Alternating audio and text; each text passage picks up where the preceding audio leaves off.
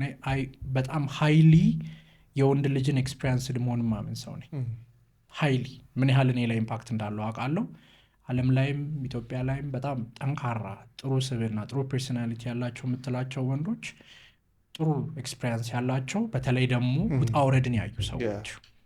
ኦብስታክልን ካላየክ ለወንድ ልጅ there is a difference። ሁለት እንትን አለ አይደል? ይሄ there is a good guy እና a nice person የሚባል ለወንድ you can be a nice person ናይስ ወንድ መሆን ትችላለህ። a good guy ግን መሆን አትችልም።